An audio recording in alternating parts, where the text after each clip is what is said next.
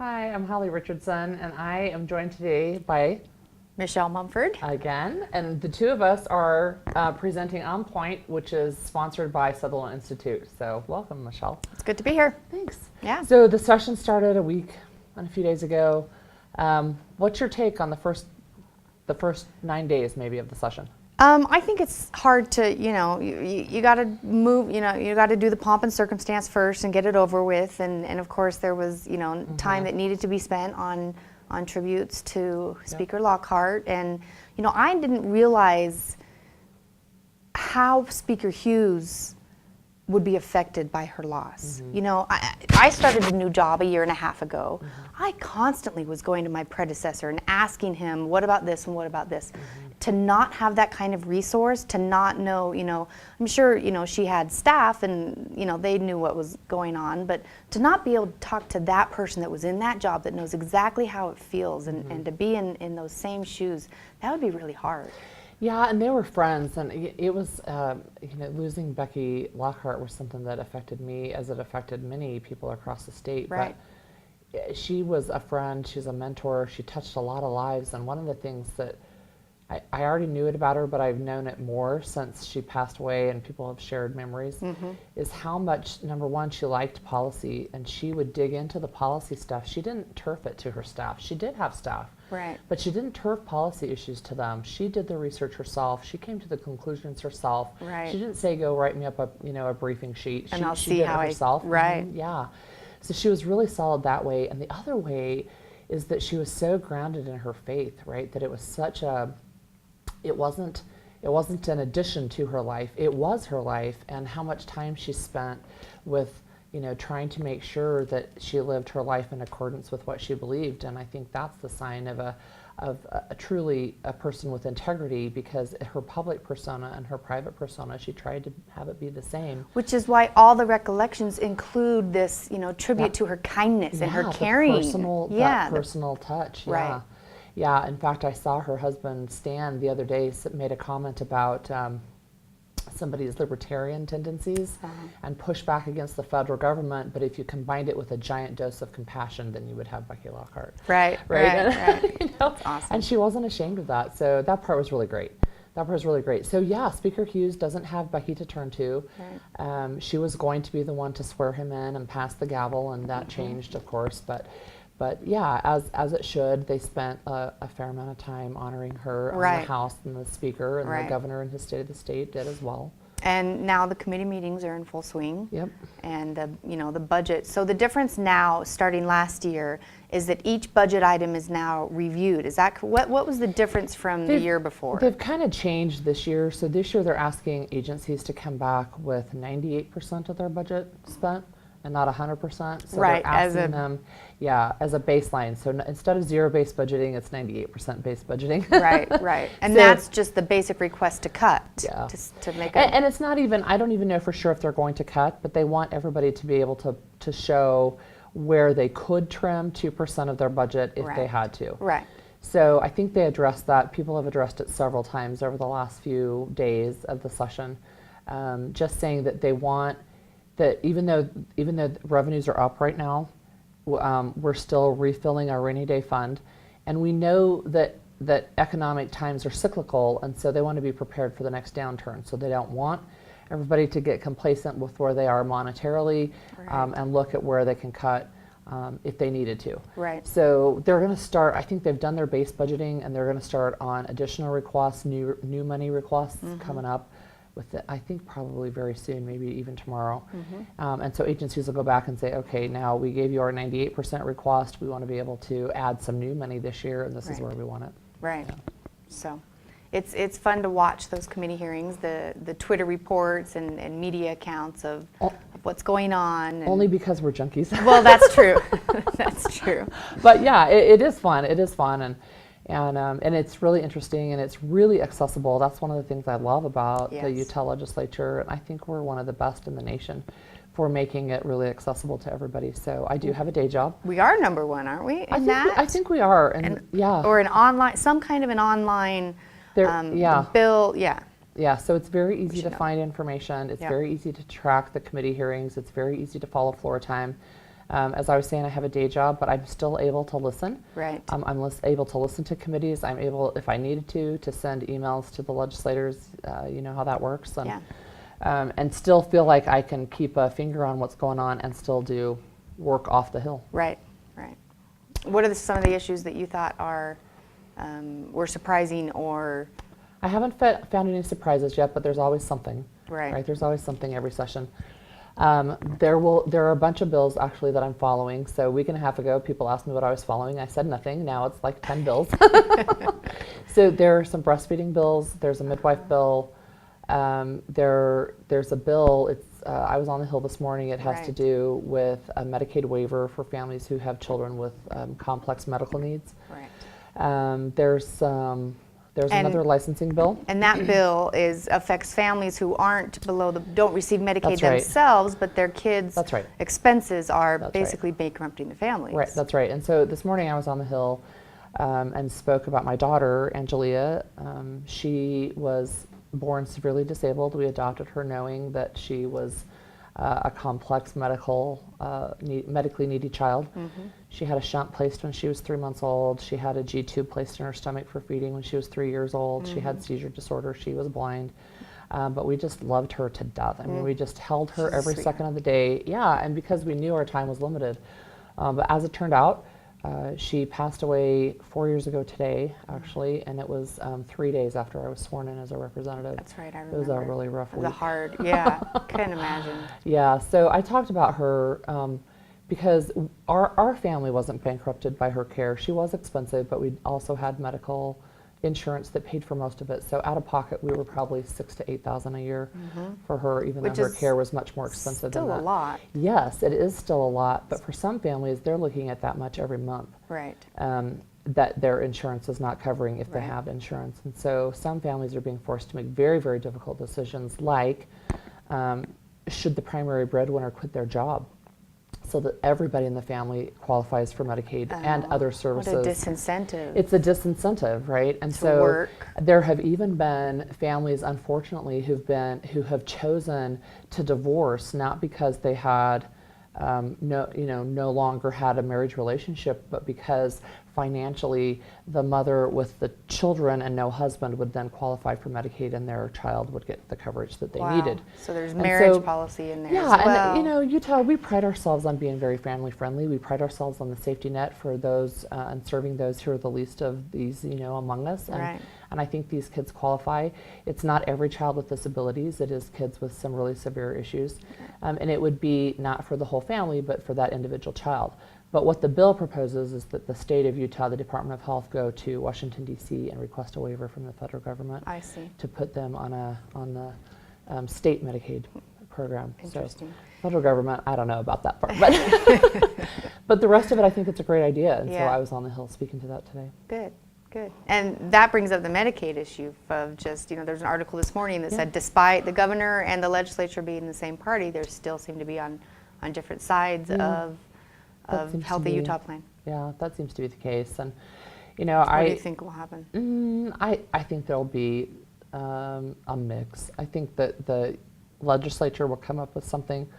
I think that the piece this morning that I talked about specifically for kids with disabilities, there's another piece that's similar that says for chronically ill adults that they could go get a waiver as well. I mean, there are some pieces where they're trying to say, okay, we want to be able to provide the safety net, but we don't want to take on something that we can't afford down the road. Right. Yeah.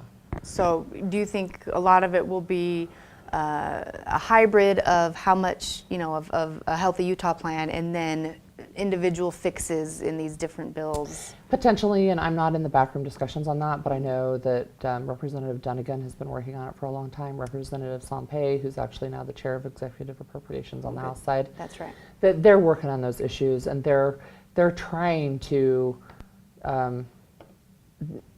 make all of the factors match, right? So make it something that's fiscally sustainable, that meets the most needs for the most people in the best way possible. So Senator Weiler opened a bill file on the ABLE Act, which the federal government passed and signed.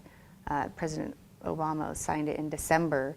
The ABLE Act is the disability disability savings accounts. It's like the education plans, but it's disability children to, save now and have it not affect their Medicaid eligibility when they turn 18. Yeah. But the ABLE Act federal has to be implemented by each state legislature for it to be Yeah, enacted again, in the it's state. I think that's another good idea, right? And I have a number of kids, and several of them have disabilities. Some of them are not these complex medical disabilities. Some of them are more simple disabilities. Right. But I have a son who's in a wheelchair. He's 20 years old. He just moved out. Right. He's trying to live independently. He has limited ability to do jobs. He can do some. Right. Right. But not enough for independent living. He can't. It's difficult, and as much as I want him to be able to, and he wants to be able to, he can't. He needs additional assistance. Right. And the planning for that is the difficult part. And just even like a simple grandparent's gift of $1,000 at birth and $100 per month or per year for their life, or until they turn 18, would discontinue their eligibility at 18. And while I have my son Noah, he has Down syndrome. While we plan to not use government assistance, we don't know what's going to happen. Right. And so to not be able to plan or to save now it's hard. Yeah, it's really hard. It is. And so those are complex issues, right? And the Human Services or Social Services Appropriations Subcommittee is usually one where people say, please don't put me there. Yeah, right. So I was one, and Rhonda Menlove was one who said, I want to be on that committee because I know the decisions are hard, but the discussions are good. Right. And that's a committee where everybody who comes in, they're real people. They're really affected by the decisions that the state legislature makes. And I think that that's a good thing, for legislators to remember, that these affect real families. Personally involved, to see the personal involvement. Yeah, and you can't, on the flip side, you cannot be the everything to all people. Right. There's simply not the ability to do that. And so, at what point does charity care step in, and all those things. Of course. So there's also a lot of Fourth Amendment issues on the Hill this session. Talk to me about those. Well, one of them under consideration this past yesterday, I think it was in committee, is the or maybe 2 days. No, it was last week because we talked about it on Saturday. Sorry, it's senator's bill on investigatory procedures throughout the state of state agencies. They're not uniform. They're not accessible. They're not consistent. And so the for investigations after either death or serious injury by some kind of force, by police or police force. And so that was under review, and good comments about that. I think people of course recognize the dangers that our police face every day. Sergeant Ride's memorial was just last week. But at the same time, no knock warrant was what was yesterday. Right. So the regulations or restrictions by Senator Urquhart on no-knock warrants and what needs to, his bill said you can't go a no-knock warrant just to retrieve evidence. I think it didn't. So trying to narrow the scope. Yes. If you're going to use them, you've got to meet these criteria. Yes. Yeah, and I think those are good discussions. There's been a lot of. There's a fine line that when you say I'm concerned about what's going on right now, is it a training issue? Is it a Fourth Amendment issue? Is it a reach for the gun first and ask questions second issue? Right. And also say I support law enforcement, which I do certainly support law enforcement, and I think they have a very difficult job.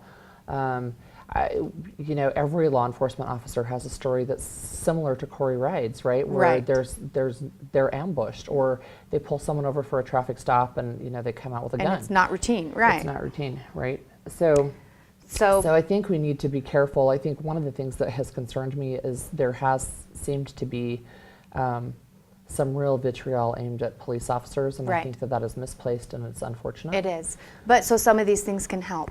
A better training program can help, and a better, more accessible investigatory process afterwards that's consistent throughout the state and has somebody independent watching it. The police investigating the police is suspect. Right, I understand. But that actually makes me think of the Inspector General position. What do you think about that? I don't. Mixed?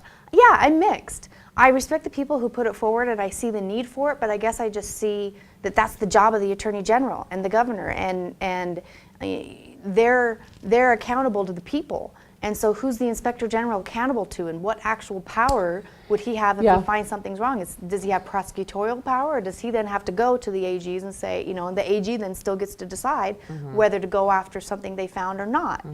So it seems to me that it adds a middleman, and it allows someone to be able to pass the buck, and it kind of encourages agencies to, as long as we can keep it from this guy, we're good. I just don't see the full view yet. Yeah, and I don't think they've fleshed out the details, but I think at first glance, I'm in favor of something like that. I'm in favor of more transparency and more accountability. Right.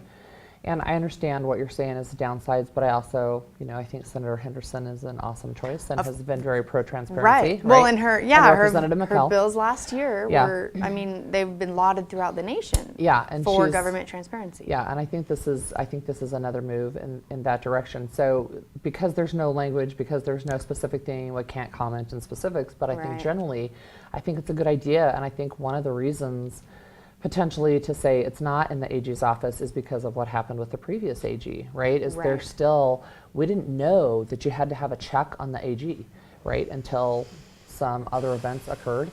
And now we're starting to think about, okay, well, if that could happen there, could it happen in other agencies? And if so, what's the check, right? There wasn't an ability at that time to say to the AG, we're putting you on paid leave for administrative review. Right. You couldn't do that. Right. You had two options: stay in office. Yeah, or the governor had to. No, his only other option was he could be impeached. Oh, he couldn't legislative? have been removed by the governor. Oh, I thought there was argument in December to remove Swallow as AG, and the governor said, well, I'm going to wait for the legislature. No, the governor doesn't have the ability to remove the AG. Interesting. He would have if he had been appointed, which he's not. That was the argument. Right. That was the argument between appointing or electing. Yes, that's right. So if it had been a midterm vacancy and he had been appointed, or if you changed the process for getting a new AG, right, that's correct. But right now, we don't have anything. We have to go through it was either impeachment or resignation, right, or an election process. Yeah, that was it. So, I think the legislature's looking at it'll be interesting issues to that they didn't think they had to deal with, and say, okay, if we were to have a situation like that again, what's the right kind of process for that? Right. It'll be interesting to see the specifics. Yeah. I think Utah usually does the right thing. Yeah. Sometimes. No, we generally do. Speaking of doing the right thing, we do a really good job. Tax. No gas tax. I don't think it's going to happen. Revenue neutral gas tax, awesome. We have these other surpluses. Find another way to take out either, to lower taxes somewhere else if you want it specific on the gas tax. I don't think it's going to be a tax per se, right? I think what they're going to do is they're going to change the formula, and it's going to be indexed now. So what that means is instead of saying, you're paying 10 cents a gallon or whatever the number actually is, which has been stable for years and years and years, you're going to index it, and it's going to increase with inflation. Yeah, and I think that's fair. I mean, I think that's a fair way to tax. I mean, if I go, my dollar today buys different stuff than it did in 1970. Right. And I understand that too, as long as they don't add a tax while they're doing that. Yeah, and so I think it'll end up being revenue neutral this year, and then I think it'll be this. I think that's the solution they're going to come up with. I don't think that they're going to raise the gas tax. There was no appetite for raising the income tax. No, that failed. That was first amended from 1% to 0.5%, state income tax for education purposes. Yeah, and let's talk about that just a little bit. Yeah. The 1% is to take basically a flat tax that was implemented under Governor Huntsman from 5% to 6%. I see. So even though you say it's a 1% increase, it's actually a 20% increase. Right, because you're at 20% more than what the tax was. Which is why the average effect on a family was like $568. Yeah. That's quite a lot. They'll feel it. Yeah, people were going to feel it. And so, it's, I think they made the right move, right? And I'm pro-education, and I want to fund education, but I think this is probably not the best way to do it. I did like the change where they changed it, they amended it before they failed it, but they amended it from, at first it was to teacher pay for merit, and then they amended it to part like 20% merit, and then 30% or whatever it was for across the board increases. Yeah, I like that. Yeah, I mean, I like the idea of a funding model that gets money directly to teachers. Right. Speaking of middlemen, right? I think Right. it's great that you can cut out multiple layers of bureaucracy, by the way, between the state legislature and teachers. Right. There's a long list of people who are in between that, Right. those two entities. And so if they can think of a funding model that'll get money directly to teachers, get money directly to schools, Right. and bypass some of the bureaucracy, I think that'll be a good thing as well. I do think the media has really played this idea out that we need to raise taxes to increase our education funding. I think if the legislature does anything, I like the idea of adding it or putting it with a referendum so that the public, Has a chance to weigh in completely. because then there's buy-in. Because then there's no complaining afterwards, or there's no, Right. oh well, you guys just decided and the rest of us wanted it, or whatever it is. I think that's a good idea. Yeah, and I think you have to be careful. I mean, it is good to fund education, obviously, right? That's a dumb statement, but No. it's great to fund education. But I also think that Money doesn't- it's not just a matter of throwing money at the Yeah, problem, right. right? I mean, there are classrooms that are really technologically innovative, but there are some that are not, Right. right? And we still have this.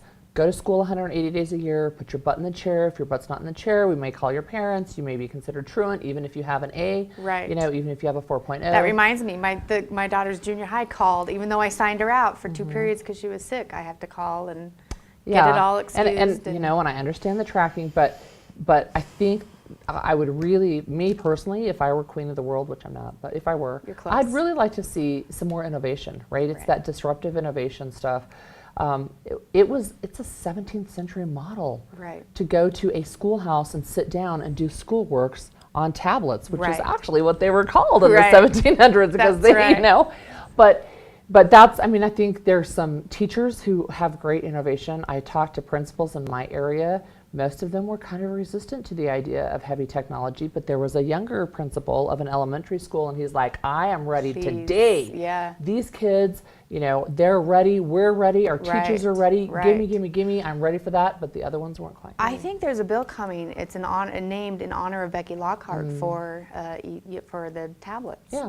Yeah, that's great. For students. That's great. So we'll see how that does Yeah, this even year. if it's a pilot project, which, Are they talking about it being a pilot project? I didn't hear the details. I don't either. Okay, so we're actually coming to the end Good. quickly. It went by Good. quick. It did. So What do yeah. you foresee the few issues that might be sticking points? Non-discrimination bill. I putting don't it think it'll with pass the this religious year. liberties. You don't think it'll pass? No. I saw that they were now saying it's okay to we don't need to rush it, even though the church's statement came out. That's what I think is going to happen. And Senator Urquhart certainly felt like that was a stamp of approval for his non-discrimination bill. Right. But I think it was a little bit dismaying to me to see the immediate polarization after the LDS Church's unprecedented press conference, and then The first woman the to first be in a woman press there, in a press conference. Yeah. Yes. And then the follow-up on Trib Talk, Yeah. right, where they went Yeah. to answer questions. I mean, this is Right. unprecedented. They have seriously strong opinions on this issue. Right. However, Well, didn't they come don't mean down- this. Exactly, and that's what I saw They don't mean immediately. Well, they really this. only meant that they support non-discrimination. Well, what they really meant is they want religious freedom. freedoms. Well, what they really meant is my type of religion and not your type of religion, right? And that was an immediate response and disappointing. Right. But I think because they were so clear, all four people who spoke at the press conference, that religious freedom had to be tied to non-discrimination bills, Which is or difficult laws. in the one subject requirement of our state legislator. Each bill has to be about one subject. Yes, but you still in the legislature could pass another, strong religious freedom bill. I At don't the same think that we've got the right type of bill yet Right. to be able to do that. And so I think some legislators are going to sit back and go, you know what? It removes the question about where the church is potentially on laws. However, they're pretty clear that they need to be partnered together. And I think it will give legislators pause, and they may take another session. I think it'll pass. I think it'll pass this It one. may. I mean, certainly. I'm interested to see how they do combine the issues. If they do two separate bills, one passes, one doesn't, or if both pass. There's But questions think- I can't answer, I know. right? So where does non-discrimination end Right. and religious freedom begin? I think that the sticking issue is going to be the transgender, or the transgender. You know, the question about, you know, locker rooms and bathrooms and things like that. Add the words campaign, hashtag add the words, failed in Idaho. They, you know, tried to add those 4 words. Right. And the transgender one's a sticking point. So I'm wondering if we can get around that here, or I think if there's a business. we can I get think over there's it. a business sticking point too. Right? Yes. The business aspect of, do I have to do business with somebody that my religion, you know, that I feel like my religion says I don't have to. Right. Right. I can be kind, but I don't want to make a cake. Right. The cake or can the you do that? photograph. And right. some people say you cannot. Well, and that's what they hope to address in the religious Right. freedom bills. Right. Right. It'll That's be the Hobby interesting Lobby to see. case. Yeah. Right. The Yeah. Hobby Lobby case is, you know, the whole corporations aren't people, and so they can't have an opinion. And, Right. You know, we had some good results on that one. So. Right. Right.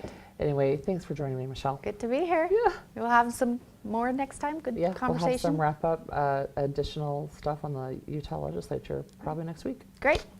Thank you.